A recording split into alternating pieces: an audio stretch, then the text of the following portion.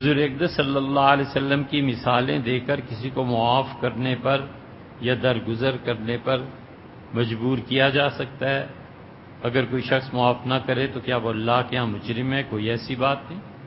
جس نے ظلم کیا ہے اس کو سزا ملنی چاہیے. وہ رسول اللہ صلی اللہ علیہ وسلم کے بجائے اللہ کا واسطہ بھی دے تو بھی اس کے انصاف کا حق کوئی نہیں چھین سکتا.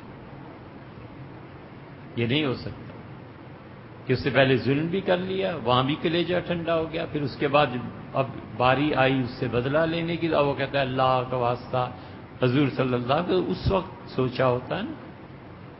یہ بڑی خراب حرکتیں ہیں. لوگ چاہتے ہیں ایک طرف پورا فائدہ بھی اٹھائیں اور جب سزا نافذ ہونی ہے تو اب اپنے آپ کو اس سے ایسے نہیں ہوا کرتا. یہ مکافات عمل ہوتا ہے. جو سزائیں دنیا میں نہیں ملتی نا، قدرت پھر خود سزا دیتی ہے، اور اللہ کی سزا بڑی سخت. حضر ہے چیر دستاں، سخت ہیں فطرت کی تاثیر. کسی کو ستانا، کسی کو تنگ کرنا، اور جب آئے موقع موافقت ہو گئے میں نہیں معاف کرتا، اس کا حق بنتا ہے. اسے کیا اللہ رسول کا واسطہ دینا ہے؟ یہ تو حق ہے. اس سے اگلا درجہ احسان ہے، نیکی ہے. اس کو اللہ نے بھی کہا.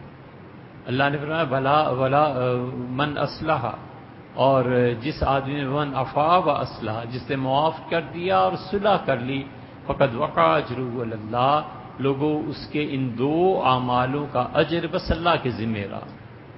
بہت بڑی بات، بہت بڑی بات.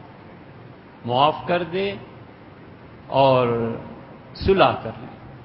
اللہ نے کہا اگر یہ دو کام کر لوگے نا پھر میرے ذمہ رہا کہ میں تمہیں کتنا نوازتا ہوں. یہ ایسے ہی ہے جیسے بادشاہ کہتے کہ تو یہ کام کر دے پھر میرے ذمہ رہا، چھوڑ باقی باتوں کو، یہ کام کر. تو اس سے اللہ کی جو خوشی ہوگی حاصل اور جو اللہ تعالیٰ کی مہربانی ہوگی اس کے کیا ٹھکانے. لیکن دونوں کو بیلنس رکھنا چاہیے. معافی کا حق اسے حاصل ہے، کوئی کسی کا واسطہ نہیں سنتا اور اپنا بدلہ لیتا ہے، بسم اللہ، اسے پورا حق حاصل. معاف کر دے، اعلیٰ ظرفی کا مظاہرہ کر لے، یہ اس کی نیکی.